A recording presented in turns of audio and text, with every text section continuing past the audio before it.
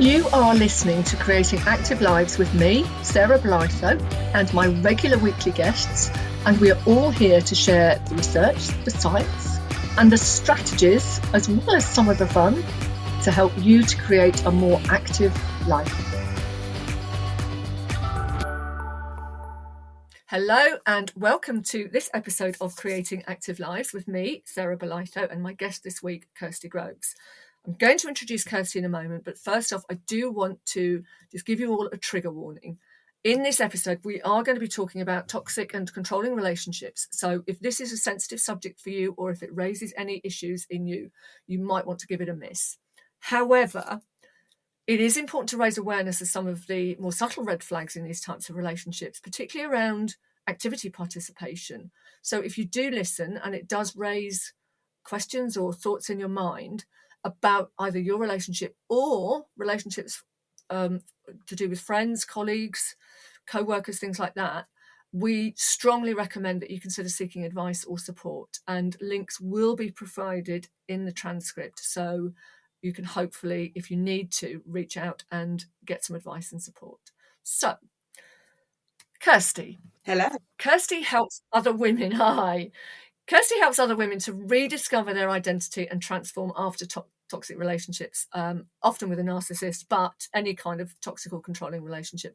It might be a partner, a family member, friend, or even a work colleague, because I think that's actually under discussed, isn't it? Sometimes the work relationship. Definitely. But Kirstie allows her clients to have space to explore and experience personal growth, so that they can go from surviving life to thriving at life. And she's just told me she's actually starting a yoga qualification, which I think is just perfect for this type of field. So we will talk about that a little bit more. But first off, Kirstie, tell us a little bit about yourself and what's brought you to the realization of the link between activity and relationships. I've got some lived experiences. I met my ex-husband when I was 17. Literally, he wouldn't ask me out when I was 16. He waited till I was 17. There was a few issues around birth dates. He told me he was 19, but in fact he was 22. Kind of relevance nowadays is, I'm not quite sure. But so at 17, I was a little bit lost. I didn't quite know which way I was going in life. I'd always been sporty. I thought I wanted to be a travel rep abroad. I was doing a travel diploma at college. And then I left home, was encouraged to leave home. And by the time of my 18th birthday, I'd left. And on my 18th birthday, I signed a mortgage and I felt trapped. I didn't quite know. I just went with it. I didn't ever say this isn't what I wanted. I just went along with what I was being told. Didn't have any families. My friends had become a little bit separated from me. So he was my world. I worshipped everything about him. His family became my family. And that was it for 25 years. I was married for 25 years. I had a son 9 years into that relationship. I had my birth of my son, and he is my world. I'm so proud of him and who he's become. And it was him that told me to leave his dad. It was him that gave me the strength and the power to leave, because his comment was, "Why do you stay when my dad treats you so badly?" Wow. I thought I was doing the right thing in staying, because I was giving my son a family unit, something his dad hadn't had, because his dad's dad had lots of affairs, and his mum had got rid of him. So I saw he was wounding. Oh, he'll never do that to me. But I now know that the betrayals were happening all the time, but I didn't tell anyone because I was embarrassed. I thought it was about me. I thought it was because I was unlovable. I wasn't good enough. But now I know, having done a lot of healing, that was my past. I hadn't felt good enough in school. I hadn't felt like my sister. So I literally looked for someone who probably carried on making me feel that way. Really? My marriage ended after another big affair, and I jumped within 3 months into another relationship that was possibly more toxic, because I realised at that point it wasn't about me. It was about what my divorce settlement was going to be. Yeah, and that's one of the big Yeah. issues, isn't it? It was what I was going to gain financially from my divorce. The guy moved in with me within 8 months. He lived without paying me rent. And when I talk about that, there's a lot of people that resonate with that. My partner lives with me rent free. Hang on. Yeah. And I'm like, no, it should be. Yeah. He lives with me. Yeah, he shouldn't have to pay my mortgage, but he should contribute half the bills. But there was none of that. And I sat with that Yeah. for 3.5 years. I let him live with me. I became stepmom to his kids. And then one day I started healing whilst being with him. I started looking at what this behaviour was. And in this time, all of a sudden went, this isn't what I want. Still took me 18 months.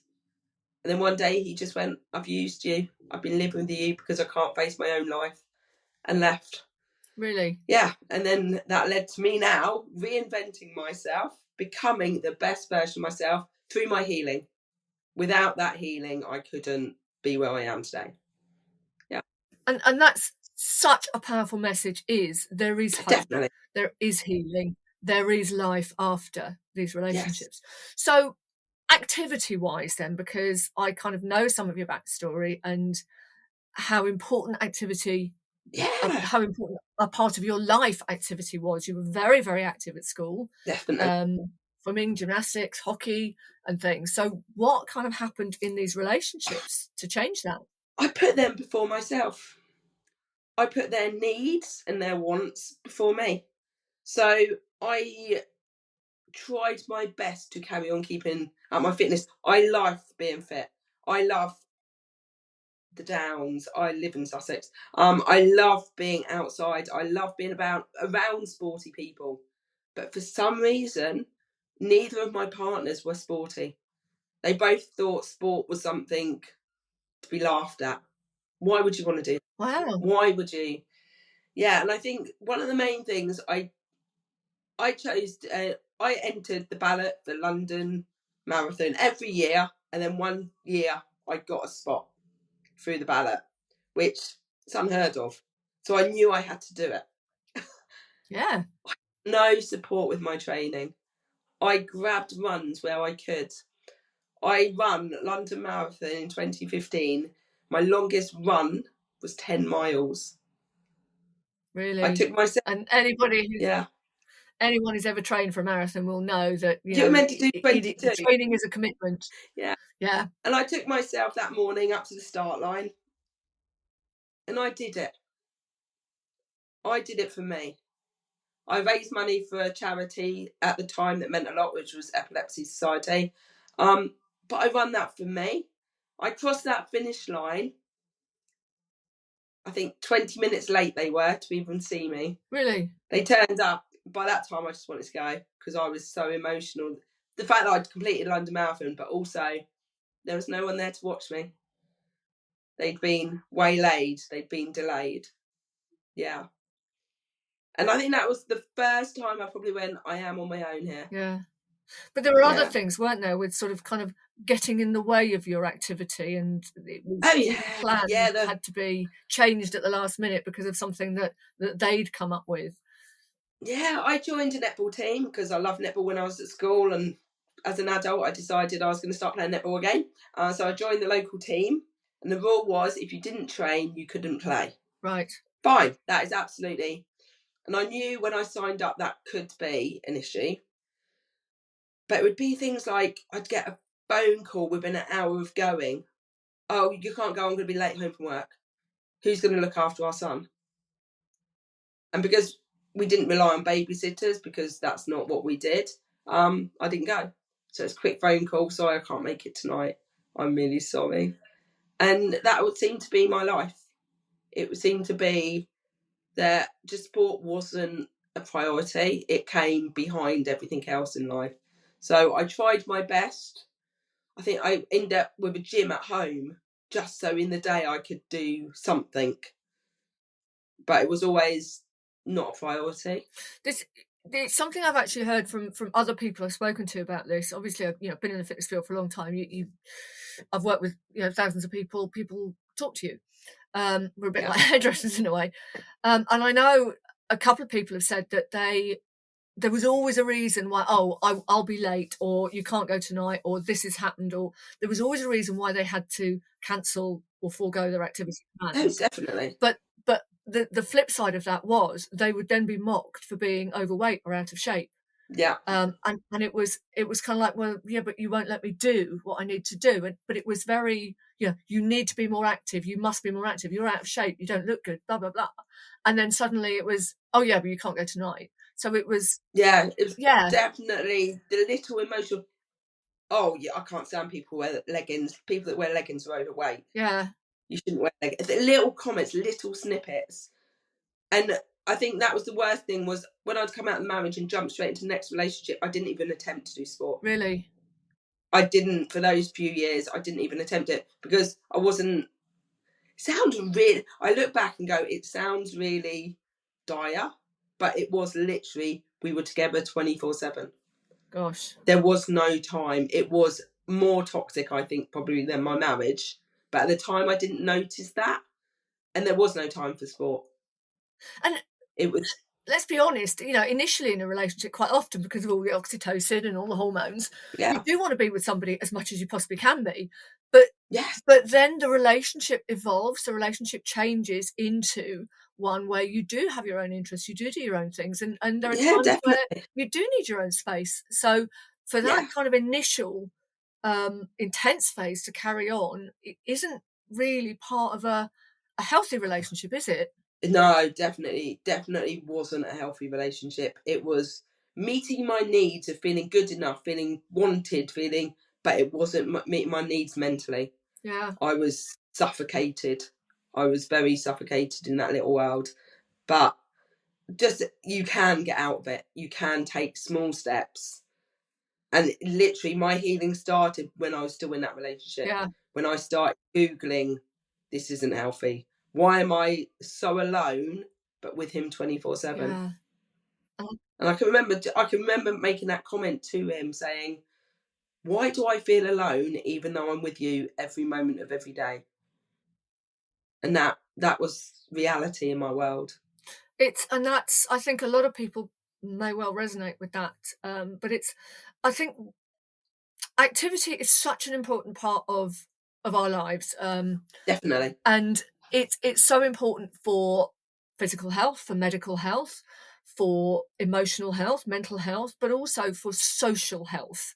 Because a lot of activity is a community or a group based activity, and not everybody wants that. But even if you go to the gym to train on your own, you're around other people. You get the kind of social vibes from other people, even if it is just, have you finished on that machine, or do you need help racking your weights up or something. Group exercise, walking and stuff, you see people, there is a kind of social element to it. So not having that, I mean, it isn't just the impact on our physical health. We know that physical activity is, a major contributor to most of the diseases and conditions out there. So not being able to be active, you know, has a huge impact on physical health.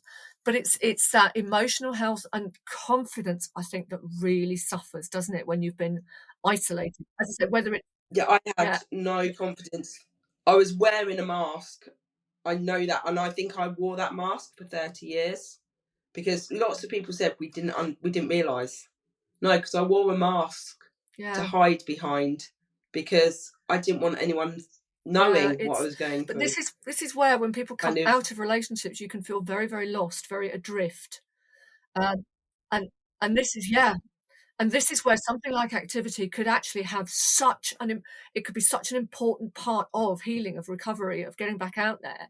And yet, because your confidence, your self-esteem, your self-belief is so low, the thought of doing something yeah, with other people in leggings or whatever you want to wear is just terrifying. And this is yeah, where I think, we yeah, need more people like you who've been there, who've come through it, but more importantly, who understand that that first step to be more active is terrifying, because you just don't have that belief. yeah. It's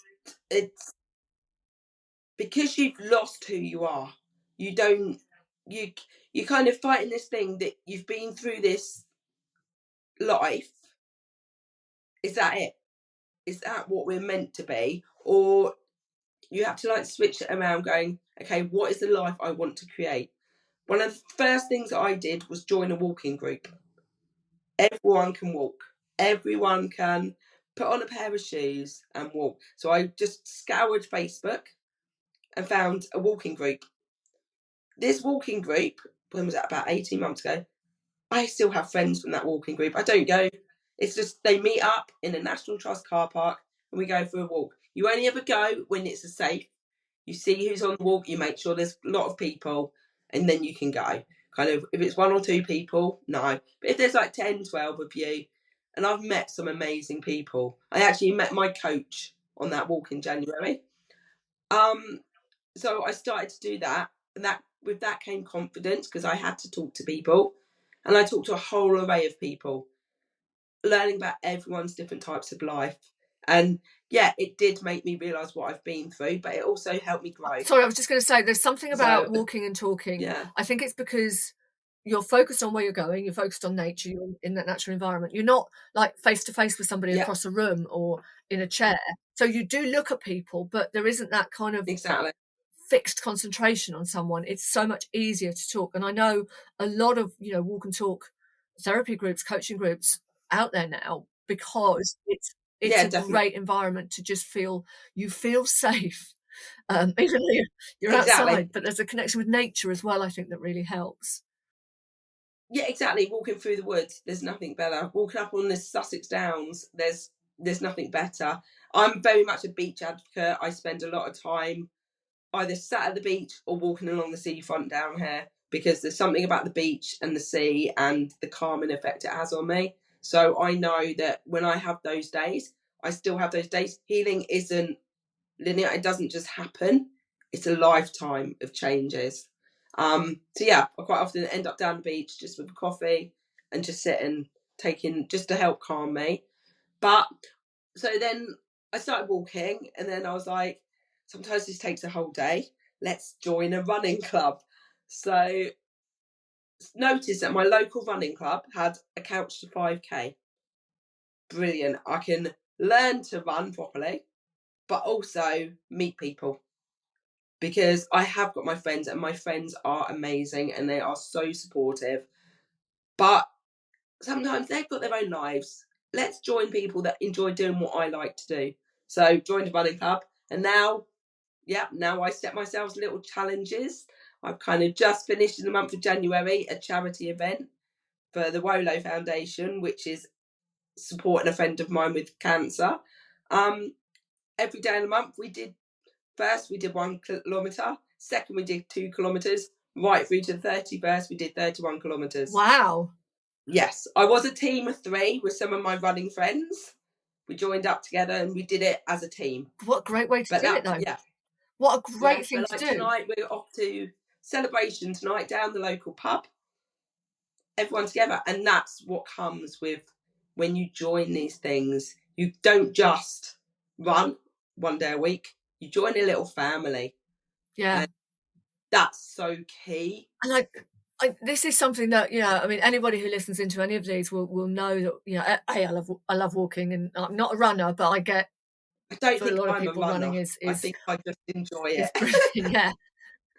But it's something that I think we overlook quite a lot, and this goes for any age, but we overlook that social connection. And even if you don't necessarily open your heart to the group you're with and things, but just saying hi and just being around other people sometimes is enough. And I know, I taught loads of different classes, used to work a lot with older adults in my time, and sometimes somebody new would come along, and they didn't necessarily talk. They just sort of said hello and they waved and smiled, and it could be months before they actually started talking, but they liked being around other people. And I worked in exercise referral, so I worked with people with medical conditions, and people would sometimes come along, and some of the places I worked at it wasn't like, oh, open your front door, there's the centre. They had to make an effort to get there.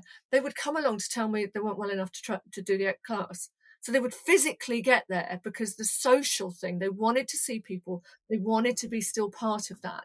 So even if they weren't well enough or fit enough on that day, it was really important. And I think this is something that a lot of people who are coming out of these relationships, with that sense of isolation, that sense of that lack of sense of self, you don't have to go into some of these things like walk and talk or walking for health or catch 5K or anything like this.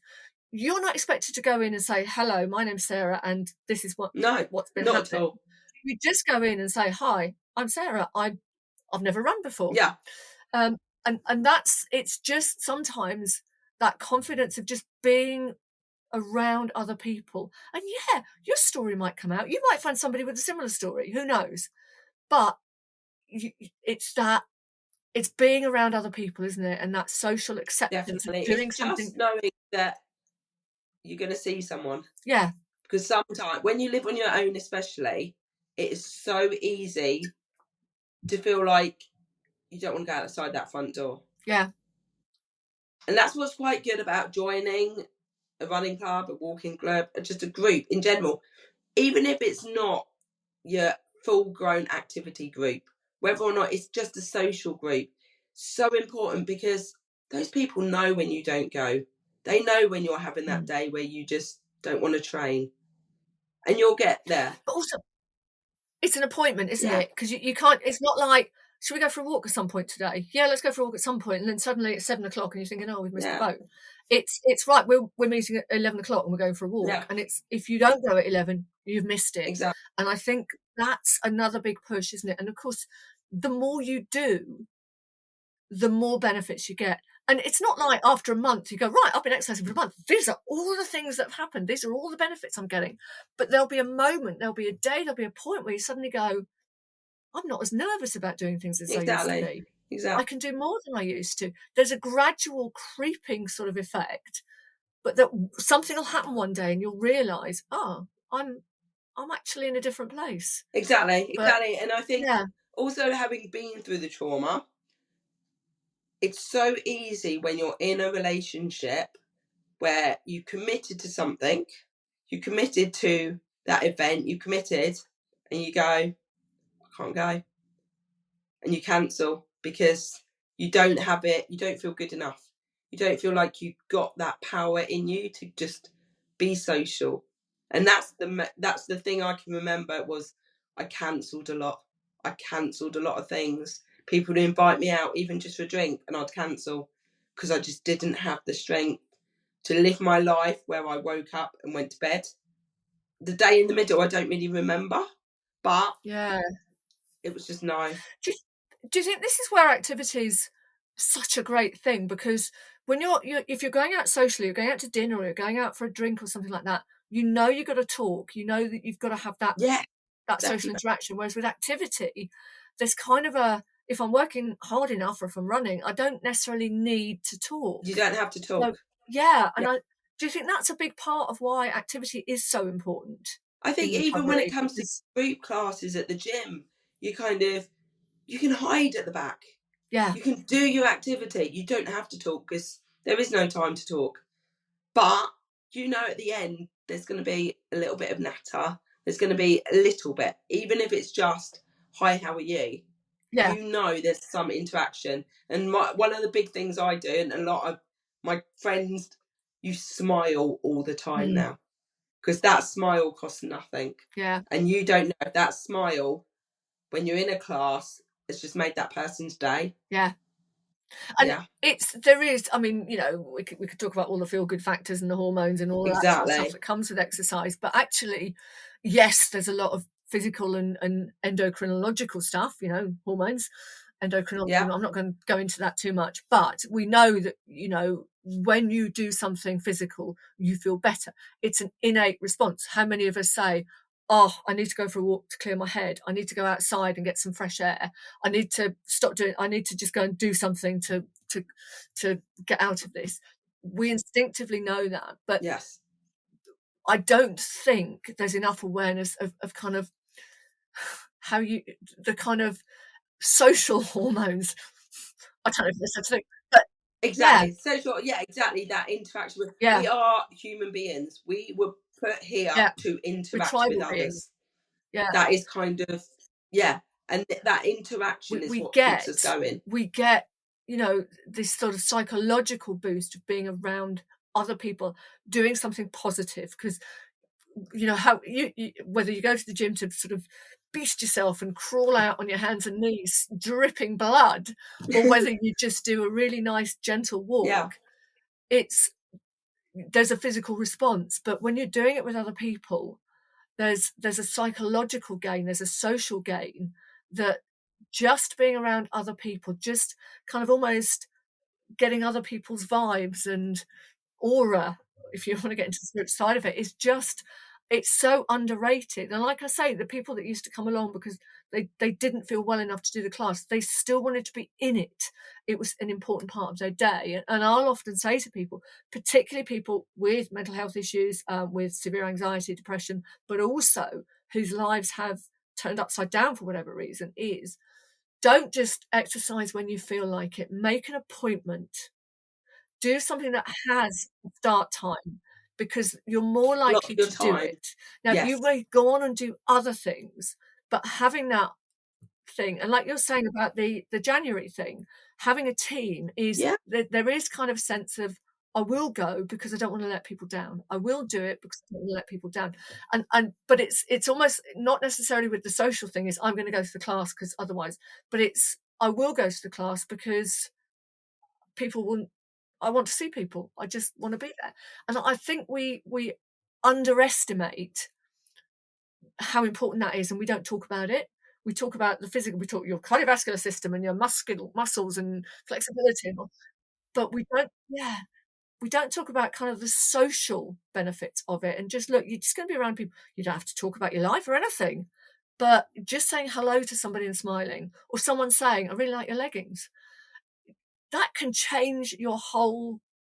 It can just make you smile. And I know it's they this really bizarre, and it's kind of linked but not. But there was a photographer and he took photos of people, and he took a photo of them, and then he said, "Oh my God, you're absolutely amazingly beautiful," and took another photo. And the difference in their just whole complexion, their whole face looked lighter. And it wasn't that they were looking smiling more or anything, but you could see a difference in their facial expression. And I think we get that from these positive social interactions. We go out, you go out smiling, don't you? Yeah. Go out just But feeling I'm very good. much, for my And clients, I very much work around who you surround yourself is so important. And when you have those negative people around sport, if you're sporty, it really does bring you down. But actually, if you surround yourself with those kind of people that you want to be like or with, it makes such a different day for you. So, very much around that. Your tribe is your life. I always say, because we always talk about like radiators and drains. So there are some people that Yeah, radiate warmth and you absorb it. It's like being next to this wonderful radiator, and there's some people who just suck the life out of you. And we all yeah, know, definitely. we can all think of people, but do you know, you can't avoid drains. It would be No, lovely to say avoid anyone who drains. You can't. But I think no. if you do have those sorts of people, you actually need more radiators to kind of More combat that. boundaries. And that's what you get Boundaries. from sport. You mentioned netball earlier. There are so many netball groups for all Oh, yeah, ages. Whether you're in yeah. your teens or your 60s, there's going to be a Well, there's lots netball of group walking for you. netball now. Yeah. There's walking netball clubs, and Yep. walking football clubs for the Yep. guys. Yep. They're bringing every They're aspect, every age huge. in now. Yeah. And Yeah, they're so much fun because for a lot of people, it isn't the football or the netball. It's being part of a team. It's doing something that even if even if you lose, you just come yeah. out of it with a smile on your face. And I think that's so Camaraderie, important. all in it together. Yeah, That's why I love a start line at a race. Start line at a race, you are stood next to someone who may run twice as quickly as I can, yeah, which isn't hard.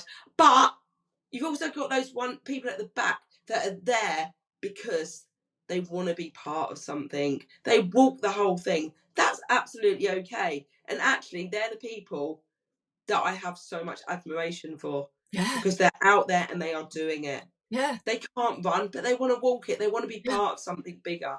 That's it. And it's that kind of personal gain, isn't it, that you get from it? Yeah, And chances are the ones that are shut off at the beginning, when they see you after the race, will be like, "Oh, how did you do? Well done on finishing." they They're just and as happy for that's you. just it. Yeah, When you get into these worlds of sport, it doesn't matter if you're the worst. It doesn't matter if you're the best. It is, we're all in it together. yeah. We're all trying to encourage each other, because without support for one another, the world is quite a nasty place. That's it. So And, they always say, don't they, "A rising tide lifts all boats." So, yeah, let's exactly, and exactly. sports like that, it's, whether you're at the absolute pinnacle, elite level of your sport, or you're just having a bit of a laugh, the more that we're all in it together. And Yeah, I've seen like gymnasts in big competitions, and the really really good ones they'll be giving advice to some of the younger ones who it's their first competition. There's no preciousness, like I'm not sharing with them, I'm going to beat them. It's like, well, no, exactly. do it this way, do that, chat and help and support, because it benefits us all in the end. And I think this is something that a lot of people coming out of difficult relationships, or whether they're toxic, traumatic, controlling, abusive, because they've lost that sense of self, they've lost that any confidence they had. It Activity is something that can really kind of give you something to work with, to work towards, but give you something to look forward to in your day. And that's, Yeah, exactly. And it's just the small steps. yeah, It's just, even if you join a gym, well, you don't actually have to join a gym, because get real. Do you know what I mean? When you've been in toxic relationships, the thought of signing up for a long time for anything, that's very intense. But literally just find out a group that interests you, whether or not it's a walking group, whether or not it's a swimming club. Get in the pool. Don't have to talk to anyone there, but you can just go up and down, get some endorphins going, get some feel good going, because that is the most important thing in life.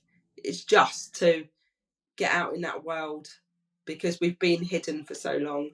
what would be kind of like, if somebody's listening or somebody knows somebody, what would be a piece of advice for somebody who is out of a relationship, and is just the thought of getting into an unknown situation, even if it is just activity?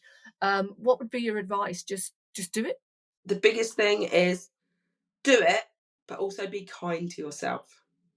I'm very much, every day, just wake up and be grateful for one little thing, and be kind to you, because we spend more time with us than anyone else.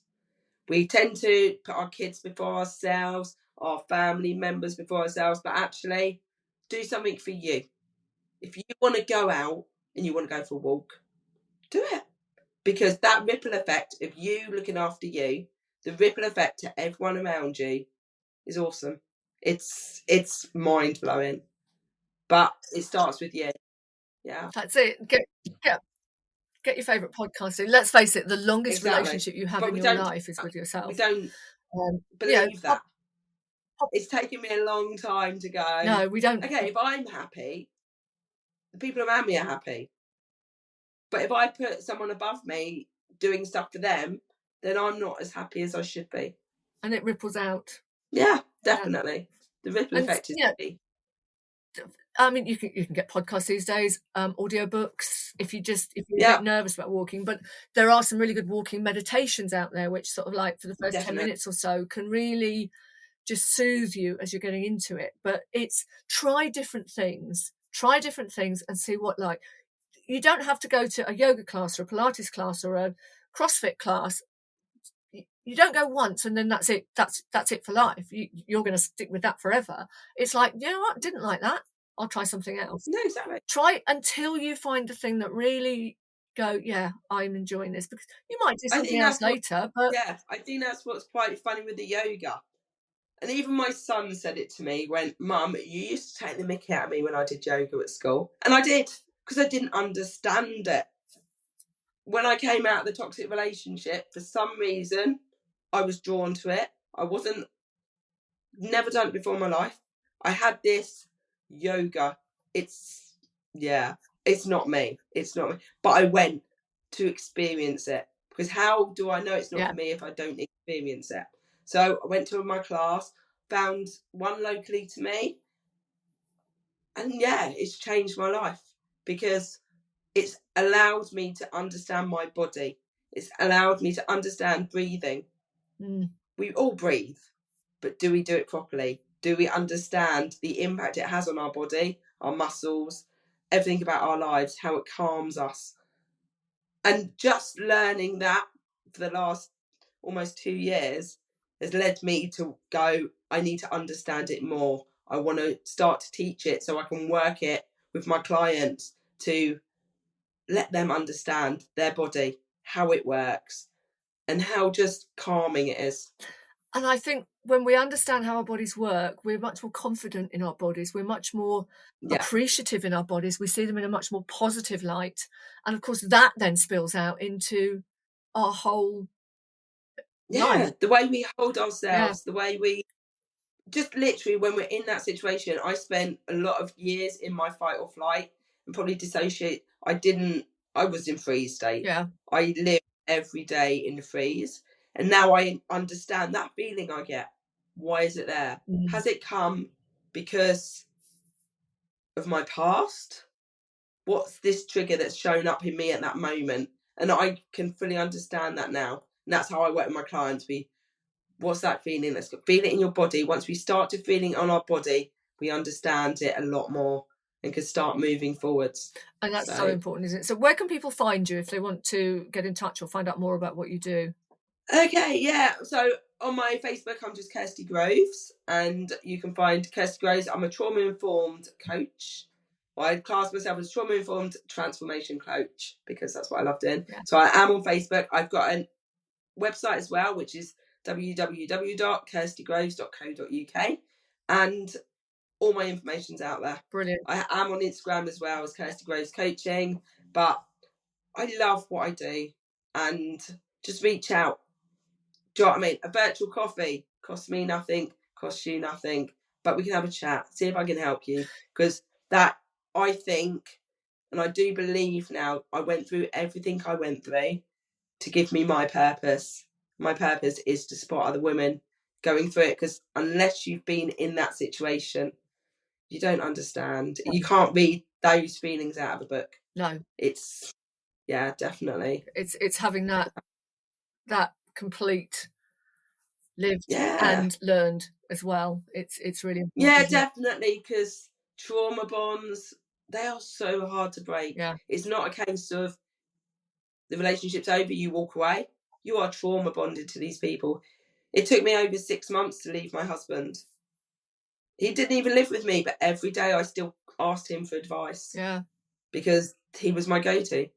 And it's learning how to break those cycles so you can live your best life, because it is possible. Kirsty, thank you so much for coming and talking, because I think it's such an important subject, and you are clearly so passionate about helping and supporting others. Yeah, definitely. We need more people like you, and supporting people getting back into activity for the physical, the emotional, the social, for all the benefits there are. And just helping people take that first step is so important. So I will make sure all your links are in the episode information. But thank you. Kirsty, thank you so much for coming in and talking today. It's been really, really interesting. Thank you so much for inviting me, and it's lovely to meet everyone. Yeah. And just reach out if you need anything. I mean, we'll get you back on when you've done your yoga training to sort of see how you're using that as well. But you've been listening to me, Sarah Bolitho, and my guest, Kirsty Groves, on this episode of Creating Active Lives. We will see you all again very soon. Thank you for listening. Thank you for listening to Creating Active Lives with me, Sarah Bolitho, and my guests. Join me each week for more on how to create and sustain everyday activity, and follow me online at Fitness Career Mentor or Fabulous if you're interested in career development and more on creating active lifestyles.